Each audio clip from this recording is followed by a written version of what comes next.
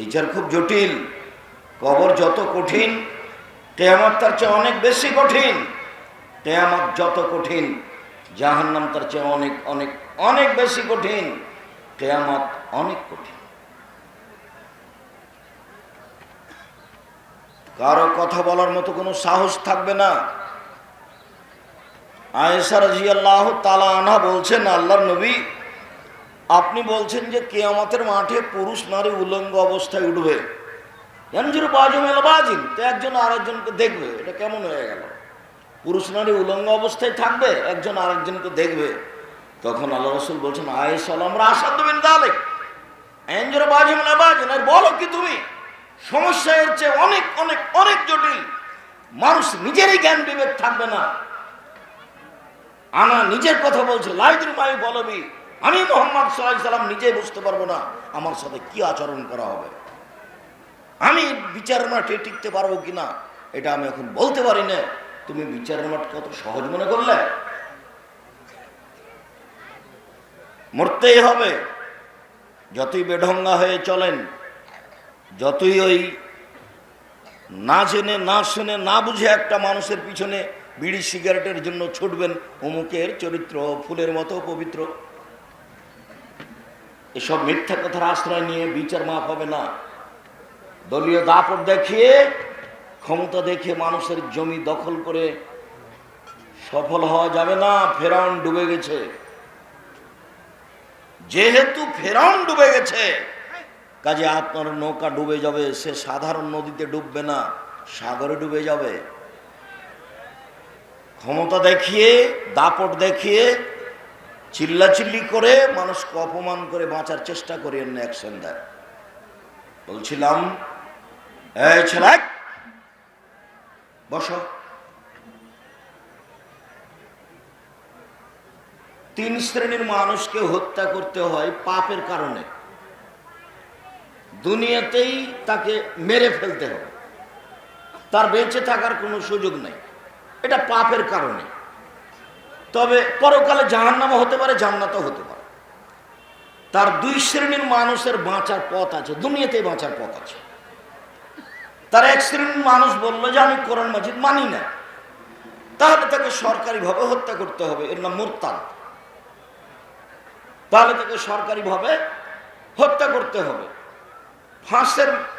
ফাঁসির মঞ্চে নিয়ে যাওয়া হয়েছে, গলায় ফাঁস দেওয়া হয়েছে। তখনও বলছে আমার ভুল হয়েছে, আমার ভুল হয়েছে, আমার ভুল হয়েছে, আমি কথা ফিরিয়ে নিলাম, আমি কথা ফিরিয়ে নিলাম।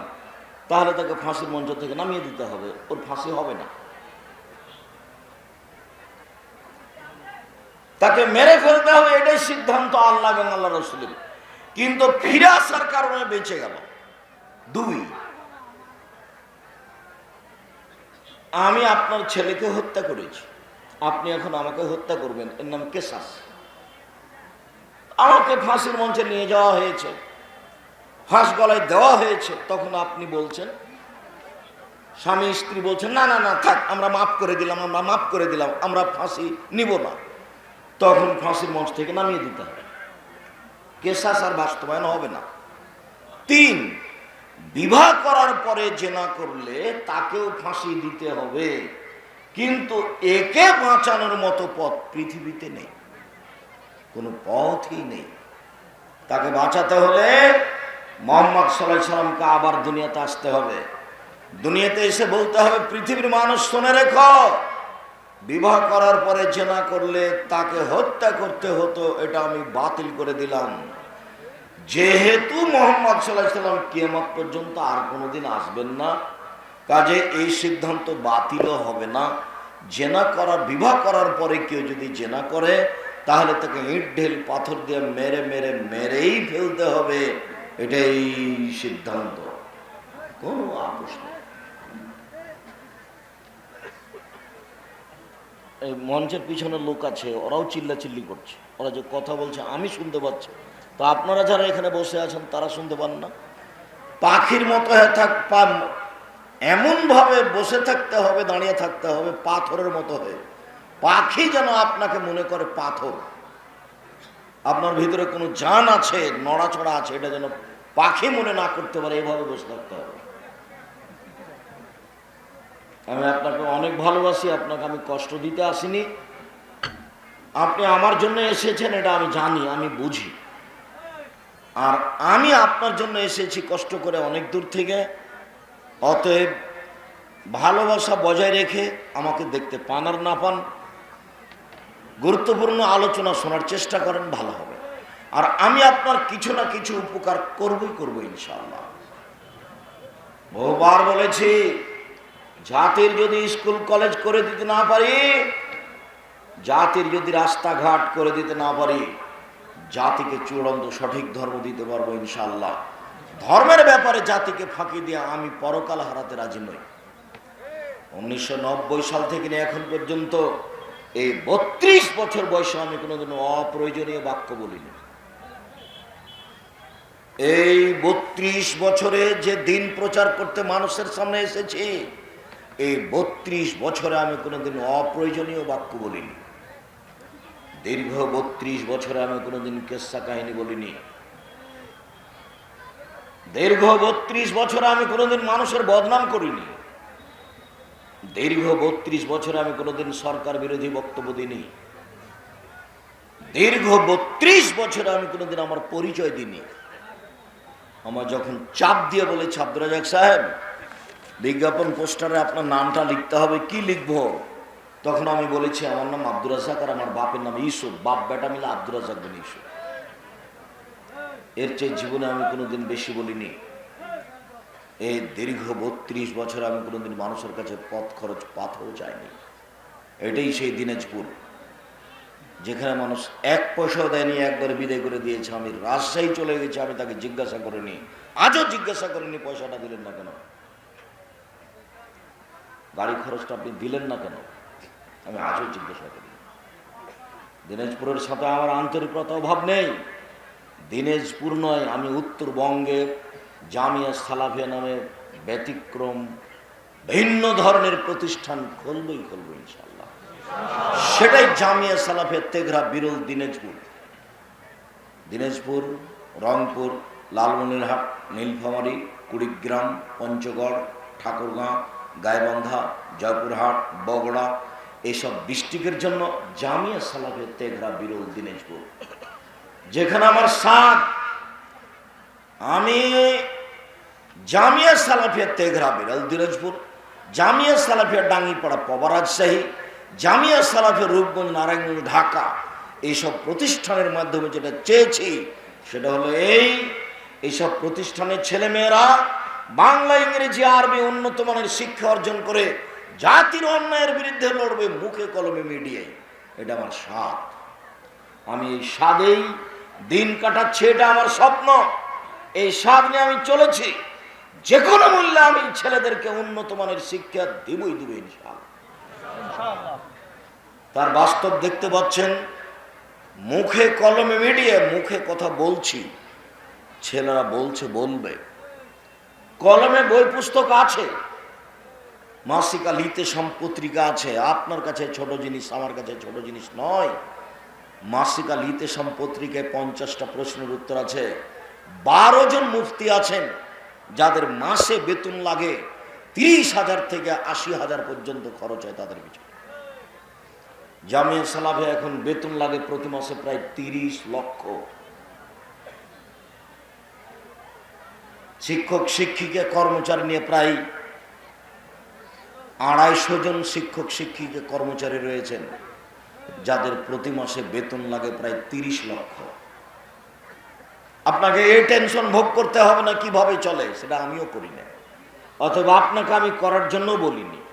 আপনাকে আমি যেটা বলেছি সেটা হলো আপনি বলবেন আল্লাহ তুমি জামিয়া সালাফিয়াকে কবুল করো, বাস এটাই।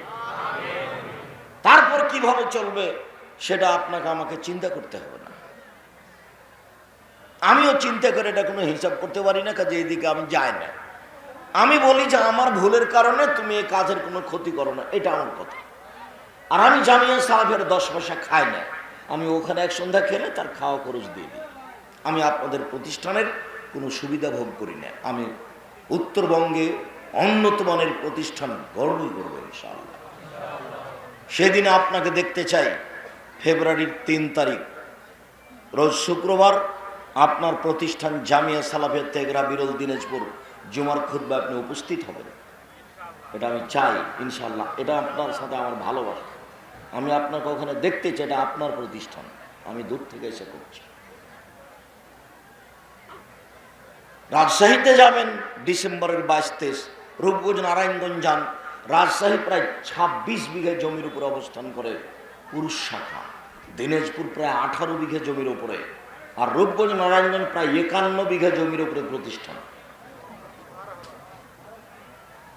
রূপগঞ্জে যাবেন মার্চের 2-3, আর আপনারটা হলো ফেব্রুয়ারির 3। রাজশাহীতে যাবেন ডিসেম্বরের 22-23। আপনার ভালোবাসা অনেক, সেটা আমি বুঝি, আপনার আমি কোনো সময় কষ্ট দিতে চাইনি। আমার কোনো কথায় কষ্ট নিয়ে আপনি মন খারাপ করিয়েন না, আমি আপনার কল্যাণ চেয়েছি। আমি বলেছি রংপুর দিনাজপুরের মানুষেরা, বৃহত্তর রংপুর দিনাজপুরের মানুষেরা বেশিরভাগ ছেলে মেয়ে, ছেলের যৌতুক নেই।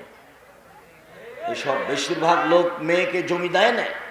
আমি বলেছি যে জমি দেয় না, মেয়েকে জমি দেয় না, যে ভাই বোনকে জমি দেয় না, ও কুকুর শ্রীগালের চেয়ে খারাপ। আমি যদি তোমার বাপকে কুকুর শ্রীগালের চেয়ে খারাপ প্রমাণ করতে না পারি, আমি আজকেই হাসেমপুর থেকে বিদেহে চলে গেলাম, আর কোনোদিন জাতির সামনে আসবো না। তোমার বাপকে যদি আমি কুকুর শ্রীগালের চেয়ে খারাপ প্রমাণ করতে না পারি, তোমার বাপ কোন লজ্জায় যৌতুক নেই। আমি বলেছি ভিক্ষা করা টাকা দিয়ে চাউল কিনে ভাত খেয়ে ইবাদত কবুল হবে, যৌতুকের টাকা দিয়ে ভাত খেয়ে ইবাদত কবুল হবে না।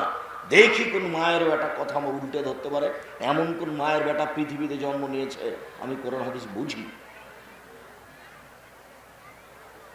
24 ঘন্টার মধ্যে তোমাকে যৌতুক ফেরত দিতে হবে, এটা হারাম পয়সা, ভিক্ষা করে খাও বাপ বেটা। এই ছেলাই বোকা ছেলে, তোমার বাপের মুখের দিকে দেখো, তোমার বাপের মুখখান কালো হয়ে আছে, তুমি করেছো এটা। তোমার বাপ কোন লজ্জায় যৌতুক চাই, তুমি কোন লজ্জায় যৌতুক চাও? ভিক্ষা করে খাবা। ভিক্ষা করে খাবা কেন? মানুষের বাড়িতে কাজ করে খাবা। মানুষের বাড়িতে কাজ করে খাবা কেন? চকলেট বিক্রি করো, ব্যবসা করো, সবচেয়ে ভালো কাজ। কলা বিক্রি করো, সবচেয়ে ভালো কাজ। কাপড় বিক্রি করো, সবচেয়ে ভালো কাজ। ভিক্ষা করে খেতে হবে না। দেওয়া হাতটা ভালো নেওয়া হাতের চেয়ে। হাদিস বুখারী মুসলিম।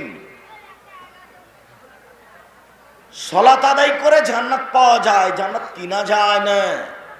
সিয়াম পালন করে জান্নাত পাওয়া যায়, জান্নাত কিনা যায় না। হজ করে জান্নাত পাওয়া যায়, জান্নাত কিনা যায় না। তাসবিহ তাহলিল জিকির আজকার করে জান্নাত পাওয়া যায়, জান্নাত কিনা যায় না। দান করে জান্নাত কিনা যায়। দানই একটা ব্যতিক্রম ইবাদত। তুমি যদি চাকরি না করে ব্যবসা করো, তাহলে একদিন না একদিন নিজের উপকার করতে পারবে, বাপ মার উপকার করতে পারবে, অসহায় মানুষের উপকার করতে পারবে, দেশের কওমি খারিজি মাদ্রাসায় দান করতে পারবে। দান দিয়ে জান্নাত কিনা যায়। আল্লাহ বলছেন পৃথিবীর মোমেন পুরুষ নারী শুনে রাখো, আমি তোমাদের কাছে টাকা এবং জানের বিনিময়ে জান্নাত বিক্রি করে দিলাম। আমি আল্লাহ তোমাদেরকে যে জান্নাত বেচে দিলাম, তোমরা কিনে নাও। সম্মানিত দিনী ভাই বোন, বিবাহ করার পরে যদি কোনো মানুষ জেনা করে, তাহলে তাকে মেরে ফেলতে হবে।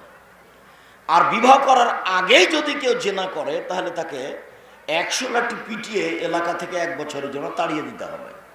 দুনিয়াবি শাস্তি, পরকালে জাহান্নামও হতে পারে, জান্নাত হতে পারে। কেউ যদি চুরি করে, তাহলে তার হাত কেটে দিতে হবে, দুনিয়াবি শাস্তি। পরকালে জাহান্নামও হতে পারে, জান্নাত হতে পারে। কেউ যদি মানুষের উপর অপবাদ লাগায় যে ও চুরি করেছে, ও জেনা করেছে, তো তাহলে তাকে 80 লাঠি পিটাতে হবে। পরকালে তার জাহান্নামও হতে পারে, জান্নাতও হতে পারে। কেউ যদি নেশাদার দ্রব্য পান করে, তাহলে তাকে 80 লাঠি পিটাতে হবে। বিড়ি, তামাক, জর্দা, সিগারেট, গোল সব নেশাদার দ্রব্য, ওকে 80 লাঠি পিটাতে হবে। পরকালে তার জাহান্নামও হতে পারে, জান্নাতও হতে পারে। এর চেয়ে বড় পাপ আছে, কিন্তু পৃথিবীতে তার শাস্তি উল্লেখ হয়নি। পৃথিবীতে সবচেয়ে বড় পাপ হলো শিরক। পৃথিবীতে সবচেয়ে বড় পাপ হলো শিরক। দ্বিতীয় বড় পাপ হলো বাপ মাকে অমান্য করা, না মানা। এটা হলো সিরিয়ালে পাপের দ্বিতীয় মহাপাপ। তৃতীয় মহাপাপ হলো মিথ্যা সাক্ষী দেওয়া। দিনাজপুর জেলে বহু পুরুষ নারী 20-30 বছর থেকে আছে, ও নিজেও জানে না আমি কেন জেলে, জজ জানে না ঘটনা কি, উকিল জানে না ঘটনা কি, যেই মামলা সাজিয়েছে শুধু সেই জানে। টাকা দিয়েছে সাক্ষীকে, সাক্ষী বলছে আমি 2 চোখে মারতে দেখেছি, অথচ যার ব্যাপারে বলছো সেদিন রংপুরেই ছিল না, দিনাজপুরেই ছিল না। তার নাম মিথ্যা সাক্ষী। মিথ্যা সাক্ষী পৃথিবীতে 3য় মহাপাপ। জেনা মহাপাপ, তবে সিরিয়ালে 3 নয়। চুরি মহাপাপ, তবে সিরিয়ালে 3 নয়। সুদ খাওয়া মহাপাপ, তবে সিরিয়ালে 3 নয়। এতিমের সম্পদ খেয়ে নাও মহাপাপ, তবে সিরিয়ালে 3 নয়। সিরিয়ালে 3 নম্বর হচ্ছে মিথ্যা সাক্ষী দেওয়া। সিরিয়ালে 2 নম্বর পাপ হচ্ছে বাপ মাকে অমান্য করা, মেনে না চলা। সিরিয়ালে 1 নম্বর পাপ হচ্ছে শিরক করা। বিচারের মাঠে যেমন মানুষ সব উপস্থিত হবে, আজকে যেমন লাখো জনগণ উপস্থিত হয়েছেন, দূর দূরান্ত থেকে এসেছেন কষ্ট করে। আমি আপনার দিনী ভাই, উপস্থিত বৈঠকের মুসলিম বোন, উপস্থিত বৈঠকের দিনী ভাই, আপনাকে আমি অনুরোধ জানাচ্ছি, আপনি আমাকে দেখতে পান আর না পান, আপনি একবারে পাথরের মতো বসে দাঁড়িয়ে থাকবেন, বসে থাকবেন। আমি আপনার জন্য এসেছি। আপনার সাথে আমার অনেক আন্তরিকতা। মুখ খুলবেন না, মুখ খুলে কোনো কিছু সুবিধা ভোগ করিয়েন না, মুখখান বন্ধ করে সুবিধা ভোগ করার চেষ্টা করেন। সম্মানিত দিনী ভাই বোন, আপনাকে আমি অনুরোধ জানাচ্ছি, মনে রাখবেন এরকমই সমস্ত পুরুষ নারী, হিন্দু মুসলমান বৌদ্ধ খ্রিস্টান সবাই কিয়ামতের মাঠে উপস্থিত হবে। আল্লাহ তাআলা মানুষের সামনে এসে বলবেন, ইবনা আদম লা আতাইতুনি বিকুরাবিলার যে খাতায়া সুমা লাকিতানি লা তুশরিকু শাইআ লা আতাইতুকা বিকুরাবিহা মাগফিরা। এ আদমের ছেলে মেয়ে শোনো, আজকে তোমরা বিচারের মাঠে উপস্থিত হয়েছ, তোমরা যে পরিমাণ পাপ নিয়ে উপস্থিত হয়েছ, আমি আল্লাহ সেই পরিমাণ ক্ষমা নিয়ে উপস্থিত হয়েছি। তোমাদের পাপ যত, আমার ক্ষমা তত। তোমাদের পাপ যেই পরিমাণ, আমার ক্ষমা সেই পরিমাণ। তোমাদের পাপ যত, আমার ক্ষমা তত। তোমাদের পাপ যত, আমার ক্ষমা তত। তোমাদের পাপ যেই পরিমাণ, আমার ক্ষমা সেই পরিমাণ, যদি শিরক না হয়ে থাকে। শিরক সবচেয়ে বড় পাপ। এদেশ হিন্দুদের দেশ, মুসলমান বসবাস করছে। এক সময় মুসলমান ছিল না, শুধু হিন্দু ছিল।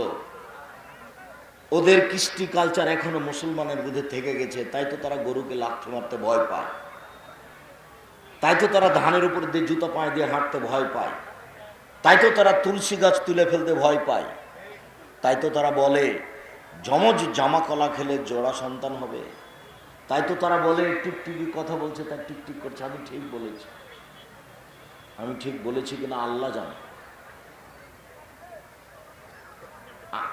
টিকটিকি কি করে জানলো একটা ছোট প্রাণী যে আমি সত্য বলছি না মিথ্যা বলছি? এর নাম শিরক। এদেশের মাটি শিরকে পরিপূর্ণ হয়ে আছে। মানুষে বলে যে ঝড় বৃষ্টি বন্যা বিপদ সীমার উপর দিয়ে চলেছে। না না, ভারত বাংলাদেশ পাকিস্তানে শিরক চলেছে বিপদ সীমার উপর দিয়ে। কথায় কথায় শিরক, কাজে কাজে শিরক, চলাফেরায় শিরক, ওঠা বসায় শিরক, প্রতিষ্ঠানে শিরক, কলেজ বিশ্ববিদ্যালয়ে শিরক, বাড়িতে শিরক, মা চাচির কাছে শিরক, শিক্ষকের কাছে শিরক। একবারে দেশটা শিরক দিয়ে ভরা আছে। শুধু কবরে গেলে শিরক হয় জি না।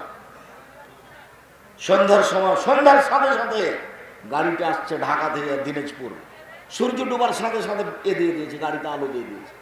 ব্যাপারটা কি? এই শোনো, এই সুপারভাইজার শোনো, এখানে তুমি এত তাড়াতাড়ি চট করে গাড়িতে আলো দিলে কেন? বলছে যে আমাদের বস বলেছেন সূর্য ডুবার সাথে সাথে গাড়িতে আলো দেবে।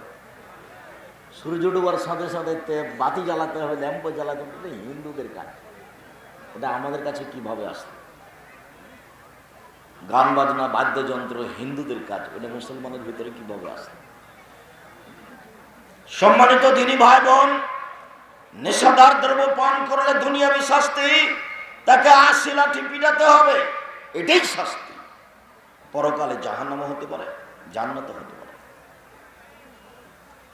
মহান আল্লাহ বলেন, মুহাম্মদ সাল্লাল্লাহু আলাইহি সাল্লাম, আপনাকে জনগণ জিজ্ঞাসা করে মদ এবং জুয়া সম্পর্কে, আপনি বলুন মদ এবং জুয়া দুটাই মহা পাপের কাজ।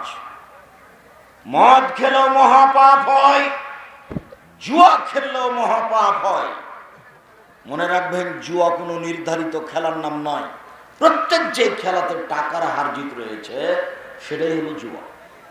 এই যে ফুটবল, ক্রিকেট আন্তর্জাতিকভাবে খেলা হয়, তোমরা একবারে বাড়ির পাশে বিশাল এক ব্যবস্থাপনা করে সারা রাত দেখতে থাকো যে কে হারছে কে জিতছে দেখি। আবার বাড়ির উপরে পতাকা দিয়েছো, তুমি ব্রাজিলের পক্ষে আর তোমার বাপ পাকিস্তানের পক্ষে, দুইটা পতাকা। তোমার মাথার চুলটা চতুর্দিক ছাটা আছে, উপর দিকে বড় হয়ে আছে ছাতার মতো। এটা ইহুদি খ্রিস্টানের কাজ। তোমাকে খ্রিস্টান হলেও ভালো লাগে? কাজা নাম হলো কাজা চুল ছাটা, অর্ধেক ছেঁটেছে আর অর্ধেক বাকি আছে। এটা হারাম, এটা কাবিরা গুনাহ। তোমাকে দেখলে আমি ঘৃণা করি। তুমি কিসের শিক্ষিত মানুষ? তোমাকে কে শিক্ষিত বলেছে?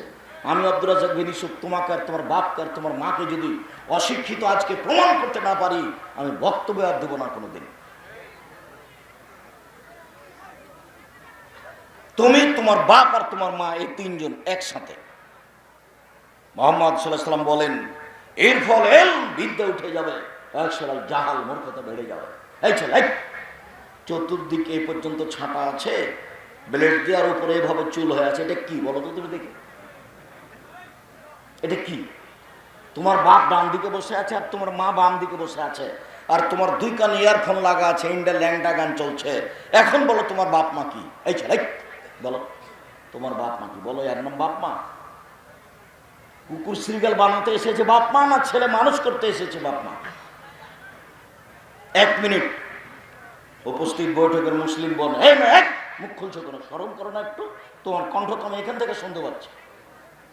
আর আপনাকে আমি অনুরোধ করেছিলাম, বউ সাথে নিয়ে আসবেন, বোনকে সাথে নিয়ে আসবেন, মুখটা এইভাবে বন্ধ করতে বলবেন যে আব্দুর রাজ্জাক সাহেব আছে, মুখ খুলো না। কেউ যদি তোমার গায়ের উপর দিয়ে ওইদিকে চলে যায় তবু তুমি মুখ বন্ধ রাখিও। এইভাবে আপনি বলে নিয়েছেন নি কেন? কেন কথা বলছে? ও তো আপনার স্ত্রী, ও তো আপনার বোন, ও তো আপনার মেয়ে। কথা বলবো আম্মা, তখন আমার পকেটে 50টা টাকা খুচরা দিন তো আম্মা, 5 টাকা 10 টাকা নোট দিবেন। ফকির আসলে আমার কাছে 500 টাকা নোট থাকে, তখন আমি খালি বলি মাফ করো, মাফ করো, মাফ করো। ফকিরের কাছে মাপ চাইতে হয়। আম্মা, আমার পকেটে আপনি 20 টাকা 30 টাকা 50 টাকা 100 টাকা খুচরা দিয়ে দেবেন। 100 টাকা খুচরা 10 টাকা নোট নিলে 10টা, আর 5 টাকা নিলে 20টা। সারাদিন 100 টাকা দিতে পারবেন না, আর ফকিরটাকেও ঘুরে যেতে হলো না, আর আপনাকেও মাপ চাইতে হলো না। আর বড় উপকার হলো। কেন স্বভাব পরিবর্তন করবেন না? কেন তোমার মা তোমাকে বলে না? কেন তুমি তোমার মাকে বলো না? কেন আপনি আপনার স্ত্রীকে বলেন না? বলবেন। সম্মানিত দিনী ভাই বোন, বলছিলাম প্রত্যেক যে খেলাতে হার জিত রয়েছে সেটাই জুয়া। মদের ব্যাপারে আল্লাহ তাআলা বলেন, নিশ্চয় মদ খাওয়া, জুয়ায় অংশগ্রহণ করা, মূর্তির আস্তানায় যাওয়া, লটারি ক্রয় করা শয়তানের কাজ, হারাম। যদি লাগে যায় 40 লক্ষ টাকা, এই বলে যদি আপনি 10 টাকা দিয়ে লটারি কিনেন, 20 টাকা দিয়ে 50 টাকা দিয়ে, মরা পর্যন্ত এই পাপের জন্য তওবা করতে হবে, তবু ক্ষমা হবে কিনা বলা যায় না। এক থাপ্পড় দিয়ে মুসা আলাইহিস সালাম একজন লোককে মেরে দিয়েছিলেন। মরা পর্যন্ত মুসা আলাইহিস সালাম বলেছেন, রব্বি ইন্নী যালামতু নাফসি ফাগফিরলি। হে আমার প্রতিপালক, মুসাকে এক থাপ্পড় দিয়া, হে আমার প্রতিপালক, আমি লোকটাকে এক থাপ্পড় দিয়ে মেরে দিয়েছি, তুমি আমাকে মাফ করো। সারা জীবন বলার পরে বিচারের মাঠে উঠবেন, উঠে যখন আমরা যাব তখন মুসা আলাইহিস সালাম বলবেন, না না না না না, আমি তোমাদের কিছু করতে পারবো না, যাও যাও যাও যাও। আমি একটা থাপ্পড় দিয়ে একটা লোককে মেরে দিয়েছিলাম, সেটারই যে কি হয়, আমি নিজেই বাঁচি কিনা আবার তোমরা? নাফসি নাফসি নাফসি, আমি নিজেই বাঁচি কিনা। আমার প্রতিপালক আমার উপর রাগ করেছেন, মা গাজিবামিন কাল্লা বাগ। এত রাগ তিনি পূর্বেও করেননি, এত রাগ তিনি পরেও করবেন না। আমার যে কি হয় তা আমি নিজেই বুঝি না। আমি তোমাদের কিছু উপকার করতে পারবো না, তোমরা এখান থেকে যাও। পাপ কি বলেন তো? একটা কি পাপ? মানুষকে হত্যা করা। ওইটা যেমন পাপ, 20 টাকা দিয়ে লটারি করা, দুটাই পাপ, একই পাপ, কোনো পার্থক্য নাই। আর একটা পাপটা এই যে দোকানে বসে আড্ডা ফিরতে ফিরতে বললেন আসলে ঠিকই বলছিস, ও আসলে খারাপ। এই পাপটা কেমন? একটু আগে যে আপনি মানুষের জমি দখল করে নিয়েছেন, 20 শতক জমি দখল করে নিয়েছেন, 20 শতক জমি, ওইটা যত পাপ এটাও তত পাপ। ওটাও মানুষের হক নষ্ট, এটাও মানুষের হক নষ্ট। আপনি মনে করছেন আমি কিছুই করিনি, আমি খালি বলেছি ঠিকই বলেছে, আসলে খারাপ। এটাও মানুষের হক নষ্ট, ওটাও মানুষের হক নষ্ট। সব ছেলেরাকে জমি লিখে দিয়েছেন, এখানে বহু মুরব্বী আছে, ভালোবাসা দেখিয়ে বেটা ছেলেরাকে জমি লিখে দিয়েছে, ঢং শুরু করেছে, পৈতৃক সম্পত্তি, বাপের সম্পত্তি। যতক্ষণ পর্যন্ত ছেলে আপনাকে হত্যা না করেছে ততক্ষণ পর্যন্ত ছেলে আপনার জমি পাবে। আপনি কেন তাকে বললেন তোকে ত্যায্য পুত্র করলাম, তোকে ত্যায্য পুত্র করলাম, তোকে বাড়ি থেকে বের করে দিলাম, তুই বাড়িতে উঠিস না, তুই আমার জমিতে উঠবি না, তুই আমার ডেহিতে উঠবি না, এত চিল্লাচ্ছেন কেন আপনি? ছেলে আপনাকে মেরেছে, ছেলে আপনাকে গালি দিয়েছে, তাড়াহুড়া করে অজু করেন, অজু করে এসে ঘরে ঢুকে 2 রাকাত সালাত আদায় করে উপরে বলেন না আমি তো এই ছেলে চাইনি, আমি তো এর চেয়ে ভালো চেয়েছি, তুমি আমাকে ছেলে ফেরত দাও, এখনই দিতে হবে, এখনই দিতে হবে। যদি বলতে হয় তাহলে হাত এই পর্যন্ত উঠাতে হবে, হাত দুটা জমা করতে হবে, এর প্রয়োজন নেই, জমা করলে কোনো সমস্যা নেই, এরকম করে থাকতে পারে। এখনই দিতে হবে, সেটা যদি পানি চাওয়া হয় তাহলে এভাবে, এখনই দিতে হবে, সেটা যদি অন্য কিছু চাওয়া হয় তাহলে এভাবে, আর স্বাভাবিক হাত তোলা হবে, কাঁধ সামনাসামনি এভাবে, জমাও হতে পারে, ফাঁকাও থাকতে পারে। আমি মনে হয় কথা বুঝাতে পারি না। এখনই দিতে হবে, আমাকে ছেলে এখনই ফিরিয়ে দিতে হবে। আমি এরকম ছেলে তোমার কাছে চাইনি। ছেলে তাড়াহুড়া করে 5 মিনিট 10 মিনিট পরে এসে পা ধরে নিয়ে পড়ে গেছে, আব্বা আমার ভুল হয়ে গেছে, আপনাকে গালি দাও, আব্বা ভুল হয়ে গেছে, আমাকে মাফ করেন। এর নাম ছেলে আপনার, আল্লাহ আপনাকে ছেলে কি করে দিয়েছে? ফিরিয়ে দিয়েছে। আপনি ত্যায্য পুত্র বলে কোনো লাভ নাই। কোটিবার যদি বলেন তোকে ত্যায্য পুত্র করলাম, আপনি মরে যাবেন, তোকে জমি নিয়ে নিবে, নিয়েই নিবে, নিতেই হবে, এটাই ঠিক। আপনার কথাটা বৃথা। হক নষ্ট করতে যায় নাই ছেলে, তোমাকে আমি বলে দিয়েছি, তোমাকে আমি শতবার বলেছি, কথার সাথে আমার মুনাফিকি করো না। তোমার বাপকে আমি বলতে বলেছি, আব্বা ভাগ্য নিয়ে দুনিতে এসেছি, ভাগ্য ছেড়ে আসেনি, কি করে খাবো এটা ভাগ্যে লেখা আছে। যেহেতু ভাগ্য নিয়ে এসেছি আব্বা, কাজে ফুফুর জমি খেতে রাজি না, আগে ফুফুকে জমি ভাগ করে দেন। আমি তোমাকে দেখিয়েছি যে তোমার দাদা 15 বিঘা জমি রেখে গেছে, তোমার বাপ নিবে 10 বিঘা, আর তোমার ফুফু নিবে 5 বিঘা। তুমি বলো তো, তোমার ফুফু নিবে সকালে, তোমার বাপ নিবে সকালে, আর তোমার ফুফু নিবে বিকালে, এরকম না একসাথে? একসাথে। 10 বছর হলো তোমার দাদা মারা, এখনো তোমার বাপ দেয়নি। কষ্ট নিও না, তোমার বাপকে আমি কুকুর শরীরের চেয়ে খারাপ প্রমাণ করতে চেয়েছি, এটা দিয়ে আমি তোমাকে কষ্ট দিতে চাইনি, এইটা দিয়ে তোমরা বাপ বেটাকে নীতি শিখিয়ে দিতে চেয়েছি, অন্যায় হচ্ছে। দেখুন রাজশাহী চাঁপাইনবাবগঞ্জে বলে, হাত থেকে ঢেল ছুটে গেলে যেমন ঢেল ধরা যায় না, শ্বাস বন্ধ হয়ে গেলে তেমন পাপকে ঠেকানো যায় না। হাত থেকে ঢেল ছুটে গেলে যেমন ঢেল ধরা যায় না, শ্বাস বন্ধ হয়ে গেলে তেমন পাপকে ঠেকানো যায় না। অতএব শ্বাস বন্ধ হওয়ার পূর্বেই নিজেকে সোচ্চার হতে হবে। সম্মানিত দিনী ভাই বোন, লটারি ক্রয় করা চিরদিনের জন্য হারাম, কোনোদিন লটারি ক্রয় করবেন না, ওর নাম জুয়া। কোনোদিন জুয়া খেলে অংশগ্রহণ করুন না, হারাম, মহাপাপ। আবু সাঈদ খুদরি রাদিয়াল্লাহু তাআলা আনহু বলেন, রাসূল সাল্লাল্লাহু আলাইহি ওয়াসাল্লাম বলেছেন, মান শারাবা ইয়াওমান লাম ইয়ারজাল্লাহু আনহু আরবাইনা সাবাহান, কেউ যদি নেশাদার দ্রব্য একবার পান করে তাহলে 40 দিন আল্লাহকে নিজের দিকে করতে পারবে না। 40 দিন। এমন কোন পাপ নাই যার বিবরণ এরকম, যে না মহাপাপ তবে বিবরণ এরকম নয়, শুধু মহাপাপ তবে বিবরণ এরকম নয়। 40 দিনের সাথে আর কোনো পাপ জড়িয়ে নেই। কেউ যদি একবার নেশাদার দ্রব্য পান করে তাহলে 40 দিন আল্লাহকে নিজের দিকে করতে পারবে না। আল্লাহ আমার ভুল হয়েছে, আল্লাহ আমার ভুল হয়েছে, আল্লাহ আমার ভুল হয়েছে, আস্তাগফিরুল্লাহ ওয়া আতুবু ইলাইহি, আস্তাগফিরুল্লাহ ওয়া আতুবু ইলাইহি, এটা 40 দিন পরে শুনবেন। আর কে যদি জেনা করে দিয়ে বলে আল্লাহ আমার ভুল হয়ে গেছে, মাফ করো, 2 চোখের পানি ঝরছে, তখন আল্লাহ বলবো আচ্ছা ঠিক আছে, যাও যাও, মাফ করে দিলাম, যাও। 40 দিন নাই। মদ খুব খারাপ জিনিস। আবু হুরায়রা রাদিয়াল্লাহু তাআলা আনহু বলেন, রাসূল সাল্লাল্লাহু আলাইহি ওয়াসাল্লাম বলেছেন, মান সারাবাল খামরা লাম তুকবাল লাহু সালাতুন 40 লাইলা। কেউ যদি নেশাদার দ্রব্য পান করে তাহলে 40 দিন তার নামাজ কবুল হবে না, সালাত কবুল হবে না। 40 দিন সালাত কবুল হবে না। 40 দিয়ে আল্লাহ নবী উল্লেখ করেছে। এটা কি জিনিস? এরকম আলোচনাগুলো যখন আমি করি তখন আমার মাঝে মধ্যে ধাক্কা খাই যে আসলে 3 শ্রেণীর মানুষের সাথে আল্লাহ কথা বলবেন না। তো এক শ্রেণীর হলো মিথ্যুক দায়িত্বশীল, মিথ্যুক হেড মৌলানা, মিথ্যুক হেডমাস্টার, মিথ্যুক চেয়ারম্যান, মিথ্যুক মেম্বার, মিথ্যুক এমপি, মিথ্যুক মন্ত্রী, মিথ্যুক গ্রামের সর্দার, যারা মিথ্যা কথায় দায়িত্ব পালন করে ওর সাথে আল্লাহ কথা বলবে না, যা তোর সাথে কথাই নাই, জাহান্নাম জান্নাত পরে কথাই নাই। 2 শাইখুন জানি, বেশে বসে যে জেনা করে তার সাথে আল্লাহর কোনো কথাই নাই, যা তোর সাথে কোনো কথাই নেই, তুই বেশে বসে জেনা করলি কেন। 3 টাকনোর নিচে যে কাপড় পরে তার সাথে আল্লাহ কথাই বলবেন। আচ্ছা বলেন তো এটা কি পাপ? আমি মনে মনে বলি, টাকনোর নিচে কাপড় নাই পরলাম, তা আমি তো কারো টাকা পয়সা ছিনিয়ে নিয়েছি কি? টাকনোর নিচে কাপড় পরলাম তো আমি তো সুদ খাইনি। টাকনোর নিচে কাপড় পরলাম তো আমি তো জেনা করিনি। টাকনোর নিচে কাপড় পরলাম তো আমি তো কাউকে থাপ্পড়ও মারিনি। মুসা আলাইহিস সালামের মতো আমি কাউকে হত্যাও করিনি। তো আল্লাহ আমার দিকে দেখবেন না কেন, কথাই কেন বলবেন? এটা কি হলো? এটা এই জন্য, এই পাপটা হলো মনের সাথে জড়িত।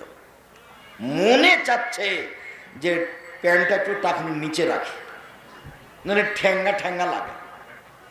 স্ত্রী মেয়েতে বলছে, আব্বু টাকনোর নিচে প্যান্ট উপরে রাখলে কেমন কেন জানি কেমন কেমন লাগে। বউ বলছে, শোনো প্যান্টটা তুমি টাকনোর নিচে করো তো, খালি উপরে করে থাকো, কেমন কেমন লাগে, খালি ঠ্যাঙ্গা ঠ্যাঙ্গা লাগে।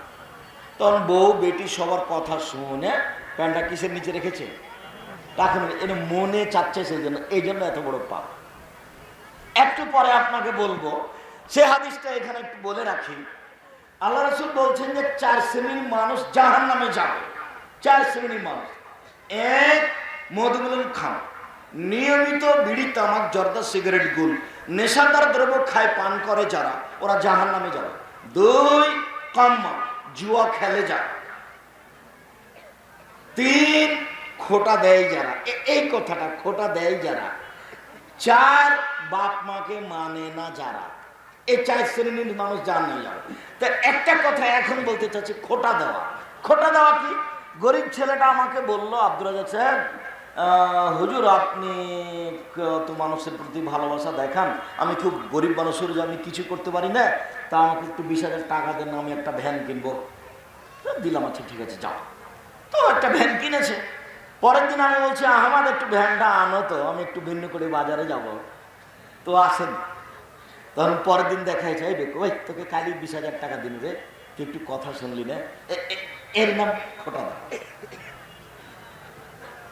আমার তো মন চাচ্ছে ওকে কিছু বলি, বুঝতে পারেননি কথা মনে হয়। ওকে কালি আমি 20,000 টাকা দিলাম, আর ওকে আমি ডাকলাম, আমি বিপদে পড়ে, কোনো ভ্যান গাড়ি কিছু নাই, তুমি একটু তাড়াতাড়ি নিয়ে আসো। ও আসলো না। যখনই দেখা হয়েছে তখনই আমি বলেছি, তোকে কালি 20,000 টাকা দিলাম রে, তুই একটু কথা শুনলি না, তুই কেমন মানুষ। এর নাম কি বলেন তো? খোটা দেওয়া। মনটা তো চাচ্ছে যে একটু বলি। তো এইটা মনের সাথে জড়িত, সেই জন্য এত বড় পাপ। বুঝাতে পারেননি কথা মনে হয়। মনের সাথে জড়িত পাপ খুব ভয়াবহ। উসমান রাদিয়াল্লাহু তাআলা আনহু বলেন, রাসূল সাল্লাল্লাহু আলাইহি সাল্লাম বলেছেন, লা ইজতারিবুল খামরা, পৃথিবীর মানুষ তোমরা নেশাদার দ্রব্য পান করো না। ফাইন্নাহু উমুল খাবায়েস, নেশাদার দ্রব্য পান করা হলো পাপের মা। কোন পাপকে বলা হয়নি যে এটা পাপের মা। জেনা হোক, চুরি হোক, সুদ হোক, ঘুষ হোক, ডাকাতি হোক, হত্যা করা হোক, যেটাই হোক না কেন, নামাজ ছেড়ে দেওয়া হোক, রোজা ছেড়ে দেওয়া হোক, হজ না করা হোক, কোনো পাপকে বলা হয়নি যে এটা পাপের মা। কিন্তু মদ খাওয়াকে কি বলা হয়েছে? এটা পাপের মা। কেন?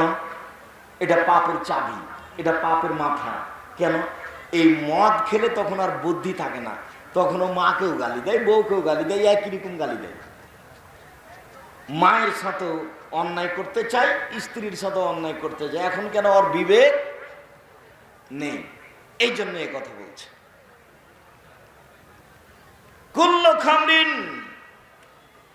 কুল্লু মুস্কিরিন মাসকারা কাসিরহু ফাকালিলু হারাম, যে জিনিসটা বিবেকের ক্ষতি করে সেটার নামই মদ। ও কুল্লু খামরিন হারাম, প্রত্যেক মদই হারাম, এটা নির্ধারিত নয়। প্রত্যেক যে জিনিসটা বিবেকের ক্ষতি করে সেটাই হলো মদ। তাই তিনি বললেন মদের কমও যা বেশিও তা।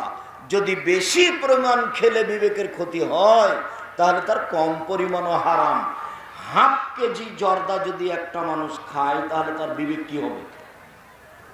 নষ্ট হয়ে যাবে। যারা খায় তারাও টিকতে পারবে না। যদি হাফ কেজি খেলে বিবেকের ক্ষতি হয় তাহলে জর্দার একটা কণাও হারাম। এই কথা মোহাম্মদ সাল্লাল্লাহু আলাইহি সাল্লাম বললেন। এটা হলো পাপের মা। সম্মানিত দিনী ভাই বোন, আবু হুরায়রা রাদিয়াল্লাহু তাআলা আনহু বলেন রাসূল সাল্লাল্লাহু আলাইহি সাল্লাম বলেছেন, তিন শ্রেণীর মানুষ জান্নাতে যাবে না, কখনো যাবে না। এক, মদমিনুল খাম, যারা নিয়মিত বিড়ি, তামাক, জর্দা, সিগারেট, গুল, নেশাদার দ্রব্য খায় পান করে, তারা জান্নাতে যাবে না। দুই, আর রাজরাতু মিনান নিসায়ে, পুরুষের বেশধারী নারী, যারা পুরুষের জুতা স্যান্ডেল পরে, যারা পুরুষের শার্ট প্যান্ট পরে, যারা পুরুষের পোশাক পরে, তারা জান্নাতে যাবে না। এক মিনিট, উপস্থিত বৈঠকের দিনী মুসলিম বোন, একটু এই ছেলেরা কান খাড়ো করে রাখো আমার দিকে। দিনী মুসলিম ভাই বোন যারা আশেপাশে আছেন তারা একটু খেয়াল করেন। খুব শক্তভাবে খেয়াল না করলে কথা আপনি ধরে রাখতে পারবেন না। মাররান নবী সাল্লাল্লাহু আলাইহি সাল্লাম নিসায়ে, আল্লাহর নবী ঈদুল ফিতরে অথবা ঈদুল আজহাতে ঈদের মাঠে গেলেন। ঈদের মাঠে গিয়ে মহিলাদের সামনে দিয়ে যাচ্ছেন। তখন মহিলারাকে বলছেন, ইয়া মাশারান নিসা, ও মহিলাদের জামাত শোনো, ইন্নী উরিতুকুন্না আকসারা আহলিন নারিন নিসা, আমি তোমাদেরকে বেশিরভাগ জাহান্নামে দেখলাম। জাহান্নাম বলতে নারী আর নারী, জাহান্নাম বলতে নারী আর নারী, জাহান্নাম বলতে নারী আর নারী। তখন মহিলাগণ বলে বসলো, আল্লাহ রাসূল বেমান রাসূলুল্লাহ, মহিলারা জাহান্নামে কেন বেশি যাবে? তখন আল্লাহ রাসূল তিনটা কথা বললেন। এক, তুকফিরনাল্লাহ, মহিলারা বেশি বেশি অভিশাপ করে, মহিলারা বেশি বেশি বদনাম করে, মহিলারা ছোট কথার পিছনে লেগে থাকে, মহিলারা বেশি বেশি বদনাম করে, মহিলারা বেশি বেশি অভিশাপ করে, এর কথা ওর কথা লাগিয়ে বেড়ায়, এই সেই কাজে ব্যস্ত থাকে, এই কারণে জাহান্নামে যাবে। দুই, একফরনালা শিরা, স্বামীকে মানে না এই জন্য জাহান্নামে যাবে, স্বামীকে মানে না এই জন্য জাহান্নামে যাবে। তিন, এবার আবার বলছেন, এই শোনো উপস্থিত বৈঠকের মহিলারা শোনো, মা রাআইতু মিন নাকিসা তাকলিন দ্বীনিন আযাবাল রাজুলিল হাজির মিন ইহদাকুন্না, তোমরা এমন নারী, তোমরা এমন জাতি যে বুদ্ধিমানের বুদ্ধিকে নষ্ট করতে পারো। আমি দেখিনি তোমাদের চেয়ে কাউকে যে বুদ্ধিমানের বুদ্ধিকে নষ্ট করতে পারে, আমি দেখিনি তোমাদের চেয়ে কাউকে যে বুদ্ধিমানের বুদ্ধিকে নষ্ট করতে পারে। তোমরা এমন জাতি যে বুদ্ধিমানের বুদ্ধিকে নষ্ট করতে পারো। একবার যদি আপনার সাথে হাসি দিয়ে কথা বলে তাহলে আপনার অর্ধেক ঈমান কমে যাবে। আপনি এখন বক্তব্য শুনছেন, এখন হেঁটে যান, ওই যে আপনার ভাতিজি ওখানে দাঁড়িয়ে আছে মাথায় কাপড় না দিয়ে, যতক্ষণ পর্যন্ত আপনি আর না হচ্ছেন ততক্ষণ পর্যন্ত আপনি দেখতে থাকবেন। এর জন্য আমি দায়ী নয়, এর জন্য আপনি দায়ী। মেয়ে, মাথায় কাপড় দাও না কেন? এখনো তোমার মাথায় কাপড় নেই কেন? কি মনে করো তুমি? বুঝে নিলাম তোমার বাপ নাই, গ্রামবাসী তো আছে। বুঝে নিলাম তোমার মা নাই, চাচি খালা ফুফু তো আছে, তারা তো তোমাকে দেখবে। জাহান্নাম বলতে নারী আর নারী, তিন শ্রেণীর মানুষ জাহান্নামে যাবে। তার এক শ্রেণীর মানুষ যারা পুরুষের পোশাক পরে, মহিলা পুরুষের শার্ট প্যান্ট পরে, পুরুষের জামা কাপড় পরে। রাসূল সাল্লাল্লাহু আলাইহি সাল্লাম বললেন, আমি বেশিরভাগ মহিলাকে জাহান্নামে দেখলাম, তার দুইটা কারণ। এক, বদনাম গীবত করে। 2, স্বামীকে মূল্যায়ন করে না, স্বামীর কুফরি করে। এটা কিভাবে বলছে? ওয়াবাগ্য, আল্লাহ রাসূল বলছেন ওয়ালাউ আহসানতা ইলা ইহদাহুন্না দাহরা, ওদের সাথে যদি সারা জীবন ভালো আচরণ করো, সুমারাত মিনকা শাইআন, তারপরে একদিন তুমি একটা মোটা কাপড় কিনে নিয়ে এসেছো, কাপড়টা চিকন নয়, তখন কাপড়টাতে হাত দিয়ে বলবে তোমার কাছে কোনোদিন আমি ভালো কাপড়ই দেখিনি। বলবে যে মারাই তুমি কাহাসান কাটতো, আমি তোমার মধ্যে কোনো ভালো দেখিনি।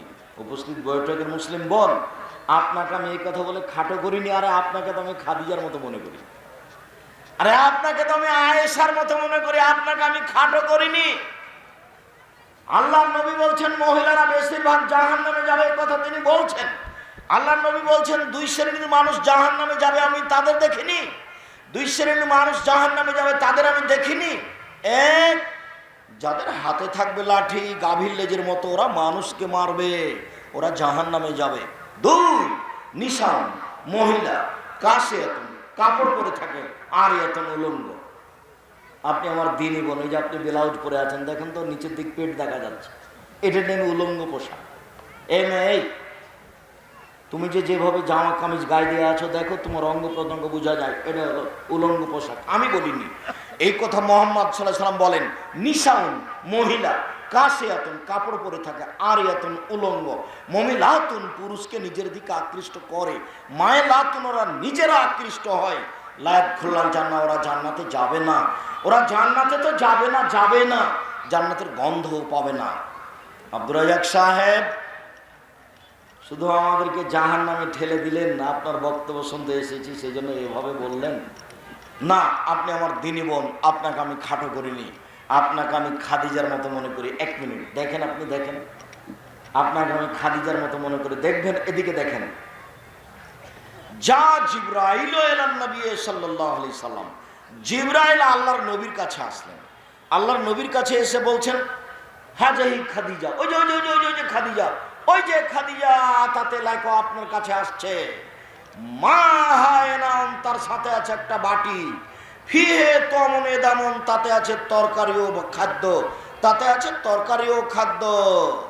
ফায়জা আতাতকা, ও যখন তোমার কাছে চলে আসবে তখন আপনি বলবেন খাদিজা ফাকরা আলাইকা সালাম, ফাকরা আলাইহিস সালাম, ফাকরা আলাইকা সালাম মিন রাব্বিহা ওয়া মিন্নি।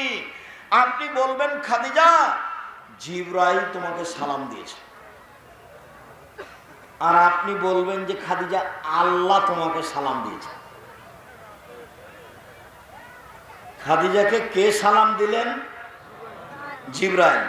খাদিজাকে কে সালাম দিলেন? আল্লাহ। এখনো কথা শেষ হয়নি। আপনি বলে দিবেন অবাশ্যেরা বাইতিন ফিল জান্নাহ মিন সাকাবিন, হীরা মুক্তা মাণিক্য দিয়ে তার জন্য একটা জান্নাত তৈরি করা হয়েছে, যেখানে কোনো হইচই নেই, যেখানে কোনো হইচই নেই, শুধুমাত্র আছে নিরাপত্তা, সেখানে কোনো কষ্ট ক্লেশ নেই। এলো খাদিজা। 1 মিনিট। আয়েশা রাদিয়াল্লাহু তাআলা আনহা বলেন আল্লাহর নবী বললেন আয়েশা জিবরাইল তোমাকে সালাম দিল। এক বিছানে 3 জন, এক খাটে 3 জন, এক ল্যাপের নিচে 3 জন, মুহাম্মদ সাল্লাল্লাহু আলাইহি ওয়াসাল্লাম, জিবরাইল, আয়েশা, মুহাম্মদ সাল্লাল্লাহু আলাইহি ওয়াসাল্লাম, জিবরাইল, আয়েশা। তখন আল্লাহ নবী বলছেন আয়েশা হাজা জিবরাইল, এটা জিবরাইল, ইকরাকা সালামা, তোমাকে সালাম দিল। তখন আয়েশা বলছেন ওয়ালাইহিস সালাম ওয়া রাহমাতুল্লাহ, জিবরাইলকে সালাম, তার উপরে শান্তি, জিবরাইলকে সালাম, তার উপরে নিরাপত্তা, জিবরাইলকে সালাম, তার উপরে নিরাপত্তা। হুয়া ইয়ারা ফালা নারা, তিনি তো দেখতে পান, আমরা তো দেখতে পাই না। মুহাম্মদ সাল্লাল্লাহু আলাইহি ওয়াসাল্লাম তো দেখতে পান, আমরা তো দেখতে পাই না। মুহাম্মদ সাল্লাল্লাহু আলাইহি ওয়াসাল্লাম বলছেন এই যে জিবরাইল, মানে কি বলেন তো, দেখতে পাচ্ছেন, এই যে জিবরাইল তোমাকে সালাম দিল। এখন আয়েশা বলছেন আমি তো দেখতে পাই না, উনি তো বলছেন এই যে জিবরাইল, একই বিছানে, একই খাটের উপর, একই ল্যাপের নিচে, উনি বলছেন এই যে জিবরাইল তোমাকে সালাম দিল। তখন আমি বললাম যে ওয়ালাইকা ওয়ালাইহিস সালাম, কিন্তু আমি তো দেখতে পাই না। ইনি নাম আয়েশা। আপনাকে 1 মিনিট শোনাই, আপনি তো মাথায় কাপড় না দিয়ে এখানে বসে আছেন, পেটটা দেখা যাচ্ছে। 1 মিনিট, এই শোনো, আমি এই কথাটা বলে এখান থেকে ফিরে আসছি। আয়েশা রাদিয়াল্লাহু তাআলা আনহার স্বামী মুহাম্মদ সাল্লাল্লাহু আলাইহি ওয়াসাল্লাম যখন মারা গেলেন, বলেন তো আমাদের নবী কোথায় মারা গেছিলেন? আয়েশা রাদিয়াল্লাহু তাআলার ঘরে। নবীর কবর হয়েছিল কোথায়? আয়েশা রাদিয়াল্লাহু ঘরে। এবার কবর হওয়ার পরে উনি বলছেন যে আমি কবরের পাশে যাই তো মনে করি এটা আমার স্বামীর কবর, আমি মাথায় কবর দিই না, স্বাভাবিকভাবে যাই। কয়দিন পরে আমার বাপের কবর হলো, তা আমি মনে করি এটা আমার বাপের কবর, এটা আমার স্বামীর কবর, তা আমি মাথায় কবর দিই না, এমনিতে কবরের পাশে যাই। কয়দিন পরে কবর হলো উমরের, তখন আমি আর খালি মাথায় যাই না, আমি লজ্জা করি উমরকে, বেগানা পুরুষের কবর আছে এখানে, আমি মাথায় কাপড় দিয়ে নিজেকে গুটিয়ে নিয়ে যাই। আয়েশা রাদিয়াল্লাহু তাআলা কবরকে লজ্জা করেন, আর আপনি এখন পুরুষের সামনে বসে আছেন মাথায় কাপড় না দিয়ে। আপনাকে আমি আয়েশার মতোই মনে করি, আপনাকে আমি কষ্ট দিতে আসিনি।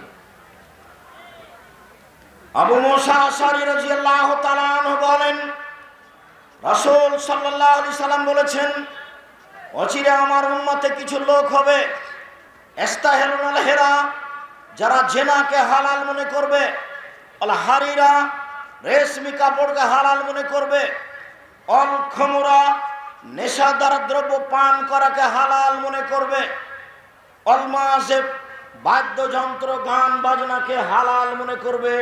হাদিস বুখারী মুসলিম। মুআয রাদিয়াল্লাহু তাআলা আনহু বলেন, রাসূল সাল্লাল্লাহু আলাইহি সাল্লাম বলেছেন, ইন্না হাযাল আমরা বাদা নবুওয়াতান রাহমা, নেতৃত্ব শুরু হয়েছে নবী দিয়ে ও দয়া দিয়ে। আদম আলাইহিস সালাম নিজে নেতা ছিলেন, নিজে নবী ছিলেন। আদম আলাইহিস সালামের নেতৃত্ব চলেনি আল্লাহর দয়া ছাড়া, নেতৃত্ব শুরু হয়েছে নবী দিয়ে ও দয়া দিয়ে। সময় এখনো খেলাফা রাহমা, তারপর নেতৃত্ব হয় খলিফা দিয়ে ও দয়া দিয়ে। ওমর রাদিয়াল্লাহু তাআলা খলিফা হিসেবে নেতৃত্ব দিয়েছেন, আল্লাহর দয়া ছিল। তারপরে নেতৃত্ব হয়ে শুরু হয়েছে মুলকান আজুজান, জোরজার মুল্লুকতার। তারপর নেতৃত্ব শুরু হয়েছে ওতুবান জাবরিয়াতান ফাসাদান, জোর করে নেতা হবেই, পিটিয়ে হবে, টাকা দিয়ে হবে, হত্যা করা হবে। এরকম নেতার 4টা স্বভাব হবে। এক, ইস্তাহিলুল হারিরা, এরা রেশমি কাপড়কে হালাল মনে করবে। 2, অল খুমরা, এরা মদ পানকে হালাল মনে করবে। 3, অল ফুরুজা, এরা জেনাকে হালাল মনে করবে। এই ছেলে, কোন ছেলেকে পাশ থেকে উঠতে দিবেন না। তোমার বিরক্ত হওয়ার আগে আমি বিরক্ত হব, তুমি আমাকে কোনো কাজ দেখায় না। দয়া করে আপনি দয়া করে পরিবেশ নষ্ট করবেন না। আপনার বিরক্তির আগে আমরা তো আর আব্দুল্লাহ বিন ফজল নই যে সারা রাত বক্তব্য দিব। আমরা তো এদের শুরু করেছি, কয়েক মিনিট পরে শেষ হয়ে যাবে। কাজে আপনি ধৈর্যের পরিচয় দিবেন। ধৈর্য ঘোড়ার ডিম নয়। ধৈর্যের কথাটা শুনলাম, কোনোদিন বুঝতে পারলাম না যে এটা কি জিনিস। খালি সবাই বলে ধৈর্য ধরো, খালি সবাই বলে ধৈর্য ধরো। ধৈর্য যে কি এটা মনে হয় ঘোড়ার ডিম। ধৈর্য কি জিনিস? ধৈর্য কি জিনিস? কেন এসেছেন আপনি? কেন আপনি ব্যস্ত হয়ে পড়লেন? কেন আপনি দোকানে বসে আছেন? কেন আপনি এখন দোকানে আড্ডা পিটছেন? আপনি নিজেকে গরু ছাগল মনে করেন, পশু প্রাণী মনে করেন? কেন আপনি দোকানে বসে আছেন? কেন থাকবেন? আজকে আপনি মিষ্টি কেন কিনলেন? কেন কিনলেন? আপনার জন্য আমি বই লিখেছি, বক্তা শ্রোতার পরিচয়। দুঃখে আমি বই লিখেছি, আপনার জন্য বই লিখেছি। তাফসির কি মিথ্যা হতে পারে? তাফসির মাহফিল আমি বন্ধ করতে চেয়েছি। আমি বক্তা শ্রোতার পরিচয় লিখে এসব মেলার বক্তব্য বন্ধ করতে চেয়েছি। আমি জাতির তেমন উপকার করতে পেরেছি তা মনে হয় না। সফর দিয়ে জীবনকে ঘেরে রেখেছি, তেমন তাসবিহ তাহলিল জিকির আজকার সালাত আদায় করতে পারলাম না। তা আমার মনে একটা সাহস, নিজের আমল দিয়ে জান্নাতে যেতে পারবো এটা আমার মনে বলে না। তবে আমার মনে বলছে যে আপনি কিছু আমল করেন, ওই দিয়ে যদি আমি কিছু পেয়ে জান্নাত পেতে পারি, এটা আমার আশা, অন্য কিছু নয়। বহু লোক বলে আব্দুর রাজ্জাক সাহেব সেই দিনের বক্তব্য শুনে দাড়ি ছেড়ে দিয়েছি। বহু লোক বলে আব্দুল রাজ্জাক সাহেব সেদিনের বক্তব্য শুনে টাকনোর নিচে প্যান্ট যা ছিল কেটে দিয়েছি। আব্দুল রাজ্জাক সাহেব সেদিন থেকে দোকানে বিড়ি তামাক ধরে সিগারেট উঠে নেয়। আব্দুল রাজ্জাক সাহেব যেইভাবে আপনি বক্তব্য দিয়েছেন বাড়িটা সেভাবে সাজিয়ে রেখেছি, তখন আমার মনটা বলে এখান থেকে আমি কিছু নেকি পাবো, ইনশাল্লাহ পাবো, ইনশাল্লাহ। এইটাই আমার আশা। নিজে কিছু করতে পারছি তা আমার মনে বলে না। পুরো জীবনটা সফর দিয়ে ঘেরা। প্রতিষ্ঠান করতে এসে শক্তভাবে কথা বলতে এসে দুই কান শুধু খালি মানুষের বদনাম আর গালি আর নিন্দে শুনল। মানুষের বদনাম দিয়ে আর গালি দিয়ে আর নিন্দে দিয়ে কান ভর্তি হয়ে গেল। আমি কোনোদিন কারো উত্তর দিইনি। ফেসবুক হলো হাইকোর্ট, বিচারও ফেসবুকে করে নিচ্ছে। কোনোদিন আমাকে জিজ্ঞাসাও করলো না, আমাকে বলা প্রয়োজনও মনে করলো না। বক্তব্যে বলা হয়েছে মুহাম্মদ সাল্লাল্লাহু আলাইহি সাল্লামকে জিবরাইল বলছেন যে মুখটা পরিষ্কার করেন। তা আমি বললাম মুহাম্মদ সাল্লাল্লাহু আলাইহি ওয়াসাল্লাম মাটির তৈরি আর জিবরাইল হচ্ছে নূরের তৈরি। মুহাম্মদ সাল্লাল্লাহু আলাইহি সাল্লামের মুখে মানবিক গন্ধ রয়েছে, যার কারণে তিনি প্রত্যেক সালাতের পূর্বে ও মেশক করেন। তারপর তার কারণে তিনি ঘুম থেকে উঠে মেশক করেন। তার কারণেই তিনি বাহির থেকে বাড়িতে ঢুকলে মেশক করেন। তো মানবিক গন্ধের কারণে জিবরাইল আলাইহিস সালাম নূরের তৈরি, তার মুখে কোনো গন্ধ নেই, তাকে মেশক করা লাগে না। তো এখন মৌলানা সাহেব বললেন যে এ গাধা, এ কুকুর, এ মানুষ নয়, এ বক্তৃতা জানে না, এ মূর্খ, কত যে ভাষা বললো তার কোনো হিসাব নেই। আমি কোনোদিন তার উত্তর দিইনি, দয়া প্রয়োজন মনে করি। মুহাম্মদ সাল্লাল্লাহু আলাইহি ওয়াসাল্লাম কেন মেশক করলেন এটা তুমি জবাব দাও। মুখে কোনো পবিত্র নাই, পবিত্র মানুষ নয়, মেশক করবেন কেন? এত মেশক করতেন, মানুষ কোনোদিন এত মেশক করতে পারবে না, দাঁত পরিষ্কার করতে পারবে না। জীবনে কোনোদিন একত্ব সালাত মেশক না করে, ওযু না করে সালাত আদায় করেছেন তা বোঝা যায় না। ঘুম থেকে উঠে দাঁত পরিষ্কার করতেন, বাড়ির বাহির থেকে ভিতরে ঢুকলে দাঁত পরিষ্কার করতেন, অজু করার পূর্বে দাঁত পরিষ্কার করতেন। মুহাম্মদ সাল্লাল্লাহু আলাইহি ওয়াসাল্লাম তো পবিত্র মানুষ, আমিও তো বলছি পবিত্র মানুষ। দুনিয়াতে সবচেয়ে দামি মানুষ, কত বক্তব্য দিলাম। জান্নাতের গেটে লেখা আছে সর্বপ্রথম ঢুকবেন মুহাম্মদ সাল্লাল্লাহু আলাইহি সাল্লাম। বিচার মাঠে কেউ কথা বলতে পারবে না, সবচেয়ে পাওয়ারফুল মানুষ। মৌলানা সাহেব না বুঝে বক্তব্য দিতে হয় না।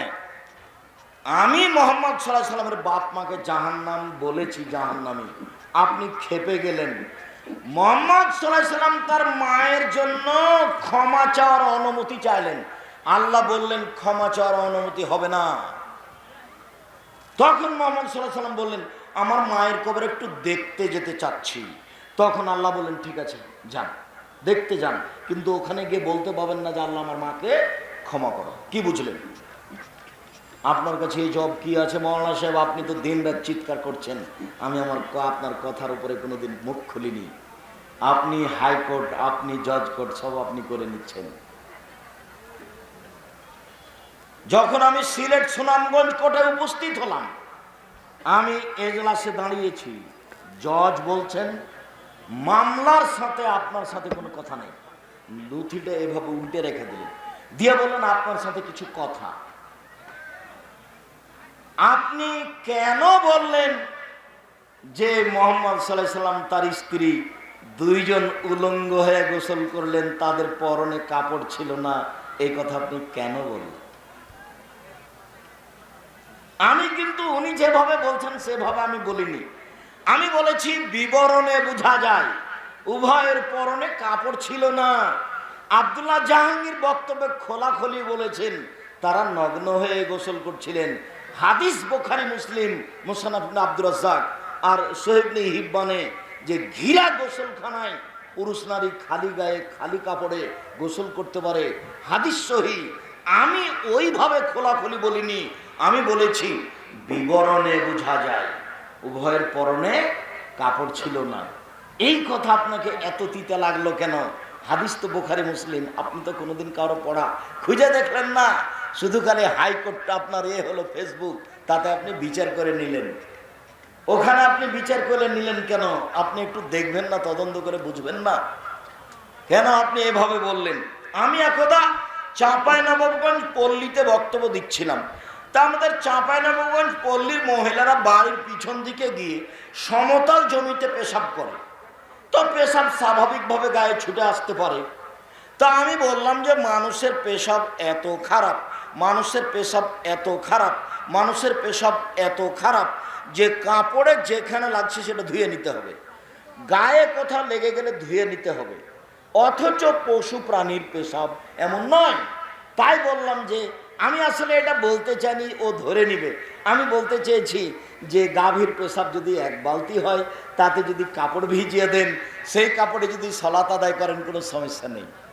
আমি পেশাবে কাপড় ভিজিয়ে সালাত আদায় করতে বলিনি, আমি দেখাচ্ছিলাম যে গাভী গরুর পেশাব অপবিত্র নয়, ও যদি ছিটে লেগে যায় কোনো সমস্যা নেই। কিন্তু এখানে একটা গাভী পেশাব করছে, আমাদের মুরব্বীরা ছেলেরা যদি হেঁটে যায় তাহলে একটু কাপড় সেটে নিয়ে দূর দিয়ে যায় না?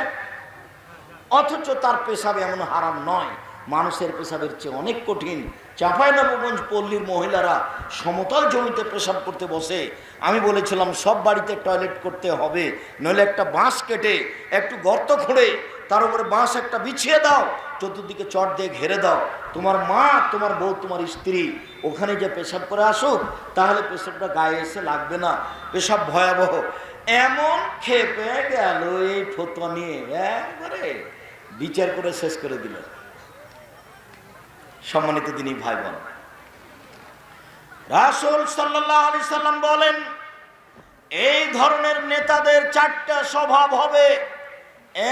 এক, রেশমি কাপড়কে হালাল মনে করবে। দুই, জেনাকে হালাল মনে করবে। তিন, নেশাদার দ্রব্য পান করাকে হালাল মনে করবে। চার, জোর করে মানুষের অর্থ সম্পদ লুটে নিবে, দিন ধনী হয়ে যাবে, জমি জায়গা তার, ব্যাংকের টাকা তার, কয়দিন পরে তারটা মাপ, তাকে আর ব্যাংকে টাকা পরিশোধ করা লাগবে না। রাসূল সাল্লাল্লাহু আলাইহি সাল্লাম বলেন, লা ইয়াশরাবানা নাসু মিন উম্মতি, অচিরে আমার উম্মত নেশাদার দ্রব্য পান করবে। ওই সম্পূর্ণ হবে গারে ইসমেহা, নাম দিবে অন্য। ও চট করে মনে পড়লো, এই ছেলে এটা নিয়ে খুব কঠিন কথা আছে, তাই না? নাম দিবে অন্য। তখন আমি বলেছি ঠান্ডা, পেপসি, আরসি, কোকোকোলা, এগুলি মদ, এগুলি খাওয়া যাবে না। তখন আরেকজন বলছেন, কে বলছে এগুলি খাওয়া যাবে না? এগুলি মদ নয়, তাই না? দেখা যায়নি? তা আমি বললাম, আচ্ছা আল্লাহর নবী বললেন যে ওরা মদ খাবে কিন্তু নাম দিবে অন্য, তো কেউ যদি বলে সেটা আবা, আবা যে মদ সবাই জানে, তাহলে এটা নয়। কেউ যদি বলে সেটা হিরোইন, হিরোইন যে মদ সবাই জানে, তাহলে কথা নয়। কেউ যদি বলে সেটা গাঁজা, তো গাঁজা যে মদ সবাই জানে, এটা নয়। তাহলে সেইটা কোনটা? আপনি দুই চারটা বের করে দেন না। আল্লাহ নবী বললেন আমার উম্মত মদ খাবে, নাম দিবে অন্য। আমার উম্মত মদ খাবে, নাম দিবে অন্য। আমি বললাম পেপসি, ঠান্ডা, কোকোকোলা, আরসি আমি জীবনে কোনোদিন মুখে দিই না। এই ছেলে, তোমাকে আমি আর ইতিহাস খুঁজে বের করতে বলেছি। লন্ডন থেকে ইংরেজিতে পত্রিকা বের হয়, মাঝে মধ্যে এই ব্যাপারে লেখা থাকে, সেটা তোমাকে দেখতে বলেছি। ঠান্ডা, কোকোকোলা, আরসি, পেপসি কোথা থেকে তৈরি হয়, কিভাবে তৈরি হয়, ইতিহাস তোমাকে জানতে বলেছি।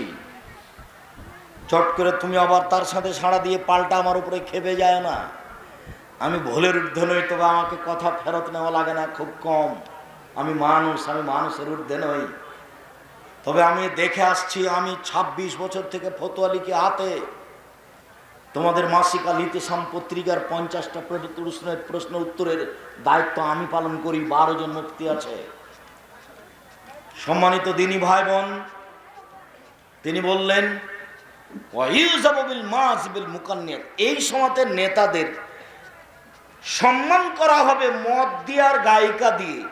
নেতাদের সম্মান করা হবে মদ দিয়ে আর গায়িকা দিয়ে, মেয়ে মানুষ দিয়ে সম্মান করা হবে বাদ্যযন্ত্র দিয়ে। এবার আল্লাহ রাসূল বলছেন এদের উপরে ভূমিকম্প হবে।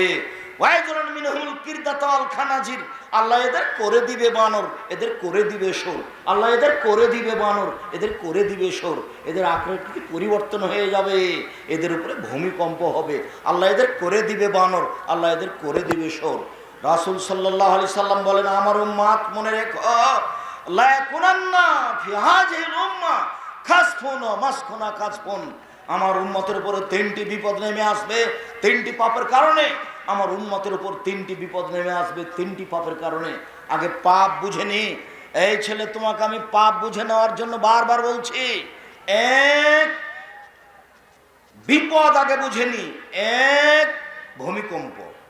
দুই, আকার আকৃতি পরিবর্তন। তিন, সমস্যা। সমস্যা, জি মসজিদে মারামারি। সমস্যা, জি সমস্যা মাদ্রাসায় মারামারি। সমস্যা, রাস্তাঘাটে মারামারি। সমস্যা, বক্তব্যের মঞ্চে মারামারি। সমস্যা, 40 টাকা কেজি চাউল 80 টাকা হলো সমস্যা। 70 টাকা তেল লিটার 130 টাকা হলো সমস্যা। আরে অবাক সমস্যা, জমির দাম 15 লাখ আর রেজিস্ট্রি খরচ 10 লাখ। আচ্ছা, এই টাকাটা কিসের বলেন? এটা কি? মালয়েশিয়া নয়, মালদ্বীপ। মালদ্বীপ সরকার জনগণকে লালন পালন করে নিজের টাকা দিয়ে। জমির দাম 15 লাখ আর রেজিস্ট্রি খরচ 10 লাখ। আপনি এটা কি হিসাবে দিলেন? এটা কি? ফকিরকে দিলেও তো একটা ফকির উপকার হতো, একবারে বাড়ি পাকা হয়ে যেত ফকির। এরই নাম সমস্যা। আরো আসবে, দিন যত যাবে বিপদ তত নেমে আসবে। তিনটি পাপের কারণে তিনটা বিপদ নেমে আসবে, এই ছেলে মনে রেখো। এক, ভূমিকম্প। দুই, আকার আকৃতি পরিবর্তন, সোর বানর। তিন, সমস্যা। পাপ তিনটে। এক, এই যে সারেবুল খমরা, মানুষ যখন নেশাদার দ্রব্য পান করবে। জীবনে কোনোদিন তুমি আর বিড়ি সিগারেট মুখে দিও না। জীবনে কোনোদিন তুমি আর মদ মুখে দিও না। এইভাবে কান ধরতে হবে, কথা আমি বলিনি। এইভাবে তুমি বলে যাও, তোমার সাথে মদ আবদ্ধ, জিন্দিগিতে কখনো আর আমি বিড়ি তামাক জর্দা সিগারেট মুখে দেব না। আস্তাগফিরুল্লাহ ওয়া আতুবু ইলাইহি, আস্তাগফিরুল্লাহ ওয়া আতুবু ইলাইহি। আমি তোমার কাছে ক্ষমা ভিক্ষা চাই, আমি তোমার নিকটে ফিরে যেতে চাই। তুমি এই কথা বলো।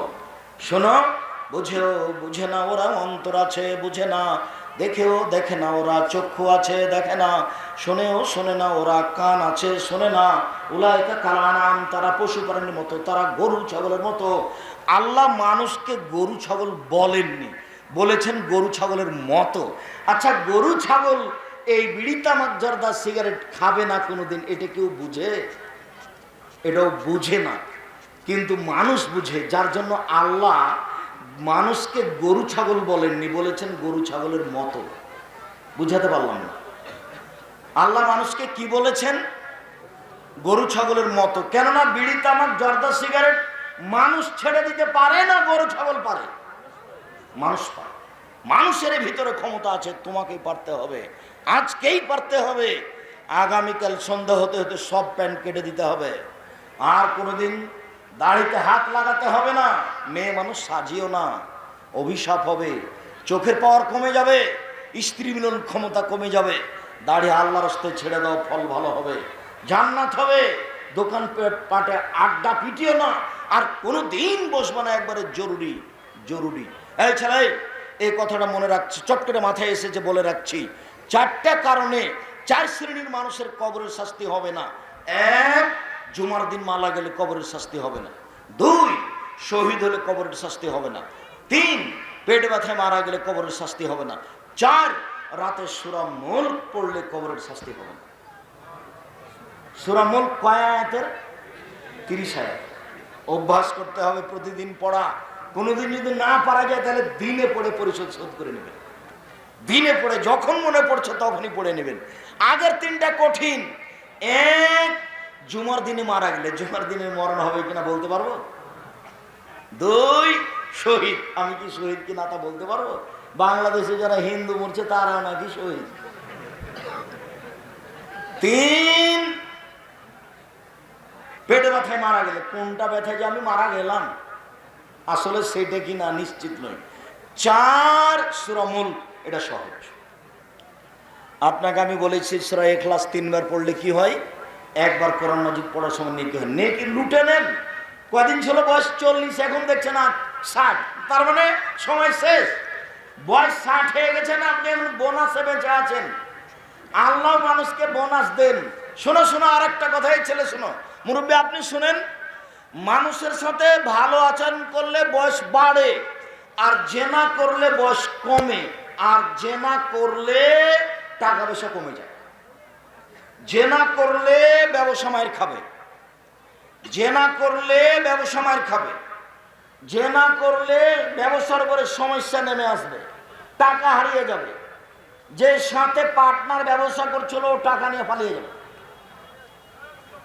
আল্লাহর নবী এই কথা বলছেন, কাজে খুব ভালোভাবে মনে রাখবেন। তিনটা পাপের কারণে আমার উম্মতের উপরে তিনটা বিপদ নেমে আসবে। এক, যখন নেশাদার দ্রব্য পান করবে। দুই, যখন মেয়েরা নাচবে। সব মোবাইলে মেয়ে নাচে, সব দোকানে মেয়ে নাচে, সব ঘরে মেয়ে নাচে। একটা বাড়ি 5 তলা 30টা রুম আছে, 25টা রুমে মেয়ে নাচে। তিন, জারাতুল কানাতুল মাজিব, যখন বাদ্যযন্ত্র প্রকাশ পাবে, সব মোবাইলে বাজনা বাজে, সব দোকানে বাজনা বাজে, প্রায় সব ঘরে বাজনা বাজে, সব ঘরে মেয়ে নাচে, সব দোকানে মেয়ে নাচে, সব ঘরে বাজনা বাজে।